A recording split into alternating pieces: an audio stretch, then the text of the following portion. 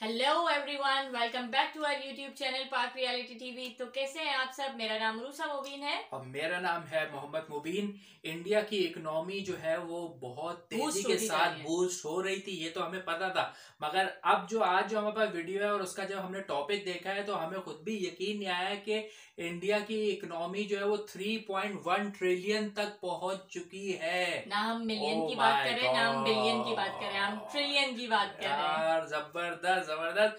मगर वही बात है कि वीडियो अभी तक हमने नहीं देखी, ठीक है। आपको बिल्कुल, पता है हम ज्यादातर वीडियो जो है ना वो ऑन कैमरा ही आप लोगों के साथ ही देखते हैं जस्ट ताकि टॉपिक वो से ही हमारे इतने जज्बात हैं। हाँ टॉपिक से जज्बात हैं यार। मगर ये कामयाबी है, बहुत बड़ी बिल्कुल बड़ी कामयाबी, कामयाबी है। बहुत बड़ी अचीवमेंट है यार। ये आप मतलब आपकी जो है वो ग्रोथ दिख रही है मतलब भाई। किस हिसाब में ऊपर जा रही है, जबरदस्त जबरदस्त। तो भाई वीडियो जल्दी मुझे देखने का हो रहा है, तो आपने अगर सब्सक्राइब नहीं किया ना तो कर लीजिए, वीडियो को लाइक कर लीजिए, और अगर बेल आइकन पे क्लिक नहीं किया तो वो भी कर लीजिए, क्योंकि उससे आपको हमारी आने वाली वीडियो की अपडेट मिलती मिलती रहेगी। रहेगी। तो वीडियो बढ़ते आज की अपनी स्टार्ट वीडियो की करते हैं। तरफ। 1 वन, 2 टू, 3। थ्री। नमस्कार and welcome you to world affairs. मैं हूं प्रशांत धवन। नाउ रिसेंटली आपने सुना होगा कि इंडिया अब है एक 3.1 ट्रिलियन डॉलर इकोनॉमी।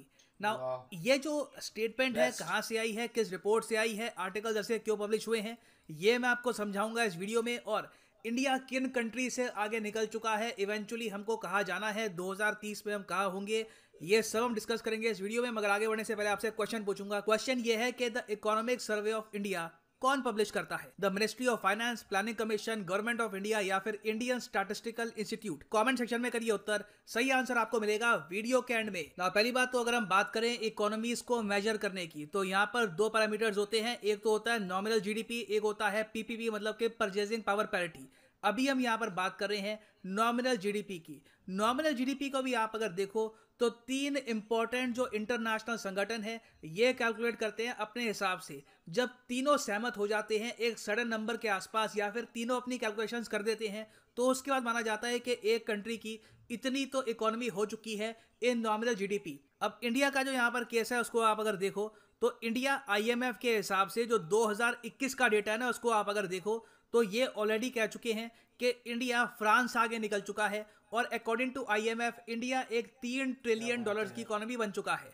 आप अगर देखो यूएन के डेटा को, वर्ल्ड बैंक के डेटा को, तो ये थोड़ा सा आउटडेटेड है। इन लोगों ने रीसेंट अपडेट्स की नहीं है कोविड 19 की, तो इसलिए इनका डेटा अभी के लिए इतना सीरियसली नहीं लिया जा रहा। नाउ यहाँ पे आपका बहुत ही ऑब्वियस क्वेश्चन होगा, अच्छा अगर इंटरनेशनल मॉनेटरी फंड की रिपोर्ट आप अगर देखो तो यहाँ पे ऑलरेडी ये लोग कह रहे हैं कि इंडिया 3 ट्रिलियन डॉलर की इकोनॉमी से आगे बढ़ चुका है। एक मतलब 3 ट्रिलियन डॉलर की इकोनॉमी तो है ही, तो ये 3.1 का जो ये आंकड़ा है ये कहां से आ गया? ये आर्टिकल क्यों पब्लिश हो रहे हैं कि India is now A 3.1 trillion dollar economy? तो देखिए जो ये लेटेस्ट नंबर है 3.1 का, ये इंडियन मीडिया ने कैलकुलेट किया है आईएचएस मार्केट के डेटा को देखकर और एनएसओ इंडिया के डेटा को एग्जामिन करके। अब यहाँ पर आप कहेंगे बट सर क्या हम यहाँ पर आईएचएस मार्केट पे भरोसा कर सकते हैं, जबकि क्लियरली हम देख सकते हैं कि इनके लोगों में मिस्टेक है, मार्केट की स्पेलिंग गलत लिखी हुई है इन लोगों ने। देखो ये इंटेंशनल है, स्टाइल होगा इन लोगों का, मगर this is a multi billion dollar company. ये रिपोर्ट्स पब्लिश करते हैं, ये बेसिकली आप कह लीजिए इन्फॉर्मेशन गैदरर्स हैं। बेसिकली आप ये कह लीजिए ये मैं हूं अगर मेरे पास बिलियंस ऑफ डॉलर्स होते। मगर ऑल जोक्स असाइड, आप अगर आईएचएस मार्केट की रेपुटेशन को देखें तो ये एक लंदन बेस्ड बहुत ही बड़ा थिंक टैंक है। इनकी रिपोर्ट्स काफी बार गवर्नमेंट्स भी यूज करती है।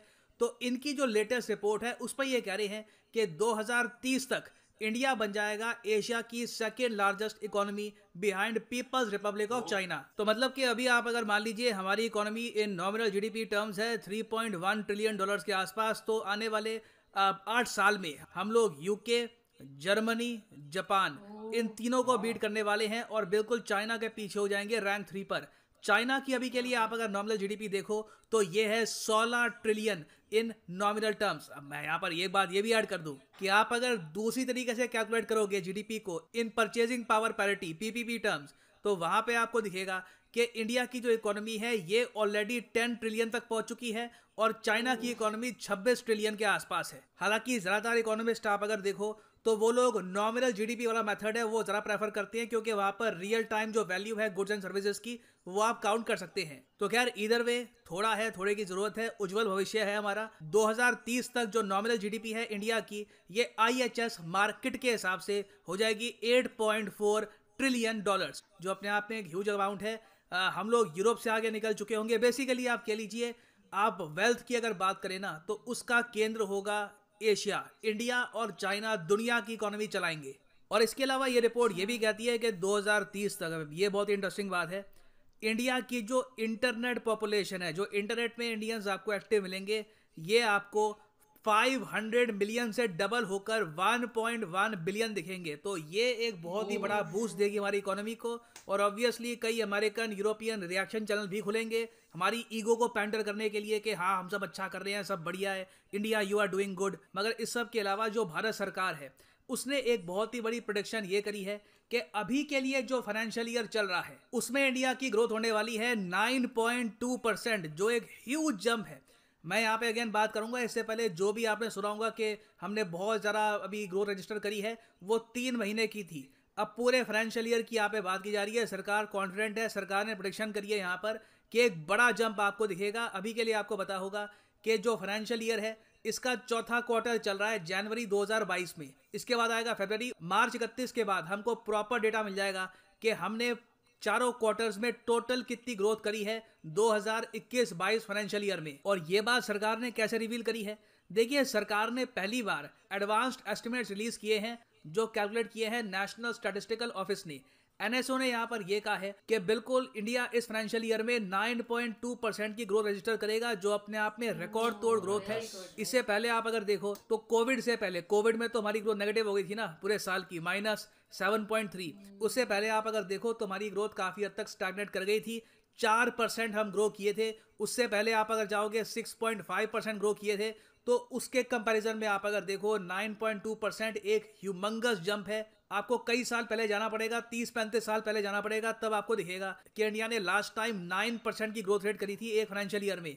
लास्ट टाइम ऐसी ग्रोथ हमको दिखी थी 1988 और 89 के आसपास। ना वापस आते हैं हमने क्वेश्चन पे कि the economic survey of India कौन पब्लिश करता है, तो सही उत्तर इसका है option A, the ministry of finance. और अभी जो एडवांस्ड एस्टिमेट्स पब्लिश हुए हैं ये कौन पब्लिश करता है, ये पब्लिश किए हैं एनएसओ ने। ठीक है, ये जो डिफरेंस है याद रखिएगा, एग्जाम में आपसे पूछ सकते हैं, इट इज वेरी इंपॉर्टेंट। और फाइनली यहाँ पर मैं ये भी ऐड कर दूं कि अगर आप यूपीएससी एग्जाम की जेन्युइनली प्रिपरेशन करना चाहते हैं तो कमेंट सेक्शन में जाओ, यहाँ पे आपको मिलेगा ये लिंक, इस लिंक पे करो क्लिक और यहाँ पे आप परचेज कर पाएंगे यूपीएससी कॉम्बो पैकेज, जिसके अनबिलीवेबल है कि 3.1 ट्रिलियन डॉलर की जो है ना इकोनॉमी हो चुकी है। यानी कि जीडीपी इंडिया की जो है ना वो 3.1 ट्रिलियन डॉलर है, जो कि अपने आप के अंदर ही एक बहुत बड़ी अचीवमेंट है यार, बहुत बड़ी बात मतलब यार अच्छा। और अभी भी कोविड खत्म नहीं हुआ है, आपने अभी भी बहुत सारे मुल्कों को आपने पीछे छोड़ दिया है जो बहुत ज्यादा नामवर हैं।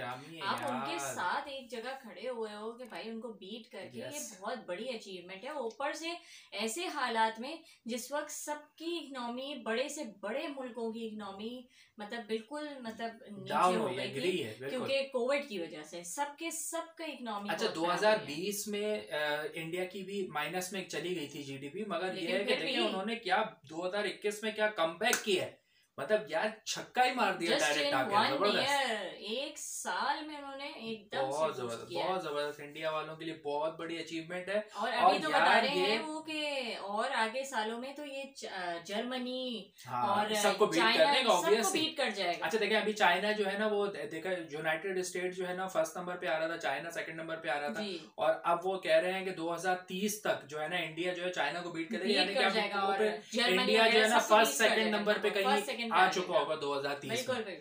तो यार ये मैं हैरान हो रहा हूँ कि इतनी जबरदस्त ग्रोथ करी है ये सब इंडिया वालों को। मुझे तो लग रहा है 2030 का इतना वेट नहीं करना पड़ेगा, बहुत जल्दी हो जाएगा, क्योंकि आप देखें ना कि 2020 में कोविड की वजह से माइनस में चले जाना, उसके बाद 3 मिलियन को 3.1 ट्रिलियन डॉलर्स 3.1 ट्रिलियन को अचीव कर लेना इस मार्क को, तो फिर आप आगे बहुत जल्द क्या बात है जबरदस्त। मैं तो बस थोड़ी सी अब सच बोलूं तो जेलसी हो रही है, क्योंकि पाकिस्तान इस मामले में अभी बहुत स्ट्रगल कर रहा है और मैं ये नहीं कि वो मैं ये अब मेरे ना दिल जैसे अगर हम दोनों अपनी बात करें, हमारे दिलों में यार ये नहीं, अगर कोई इंडिया ने कोई चीज अचीव करी है तो हम उसको भी कॉन्ग्रेट्स कहेंगे, चाहे वो कोई और मुल्क हो या दुनिया कोई भी मुल्क हो, क्योंकि हम अपने मुल्क के लिए मतलब ये कहते हैं बल्कि हम अपने मुल्क के लिए दुआ करते हैं कि यार यहाँ पे भी जो है ना ग्रोथ रेट जो है ना वो बहुत हाई हो जाए, जीडीपी अच्छी हो जाए,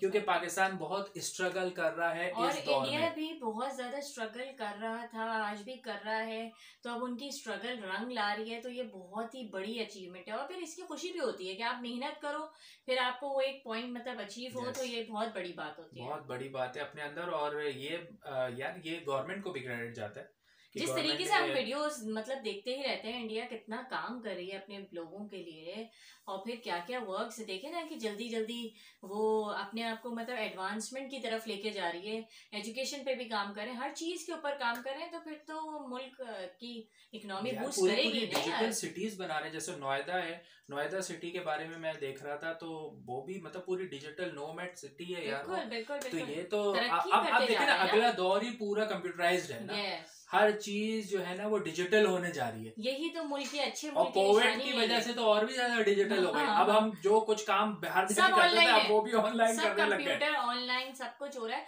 और अब लोगों को मतलब मैं अपनी भी बात कर रही हूँ, अब इंसान को इतनी आदत हो गई है इस कोविड की वजह से कि वो अगर बाहर कोई चीज लेने जा रहा है तो बहुत दफा उसको समझ नहीं आ रही होती है, क्योंकि हम ऑनलाइन कंप्यूटर इन सब चीजों के इतने आदत हो गई है 1-1.5 साल में 2 साल में कोविड की वजह से। कोविड ने हम लोग को इतनी आदत दिला दी है कि हम उसी के आदी हो गए।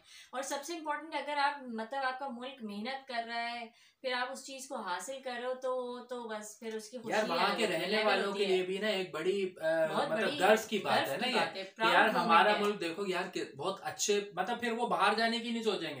पहले क्या होता है जब मुल्क तरक्की नहीं कर रहा होता ना, बंदा कहते हैं यार अमेरिका चले जाता हूँ, कनाडा चले जाता हूँ, ऑस्ट्रेलिया चले जाता हूँ, कहीं और जाके काम कर लेता हूँ। मगर अब जब आपका मुल्क ही इतने जबरदस्त ट्रैक पे चल रहा है तो फिर आपको बाहर जाने की क्या जरूरत है। तो यार मैं आप लोगों को जो है ना मुबारकबाद देता हूँ तमाम इंडियंस को कि यार बहुत जबरदस्त अचीवमेंट है आप लोगों के लिए और बहुत जबरदस्त ये कामयाबी है, और देखते हैं कि अब आगे और कितना अचीव करते हैं आप लोग। तो आई होप आप लोगों ने एंजॉय किया होगा वीडियो को। फिर से कहता हूँ सब्सक्राइब नहीं किया है चैनल को तो कर लीजिएगा, बेल आइकन पे क्लिक करेंगे तो तमाम वीडियोस की अपडेट मिलती रहेंगी। वीडियो को लाइक जरूर कर दीजिएगा। अगली वीडियो के साथ अपना ढेर सारा ख्याल रखिएगा। Take care, bye bye.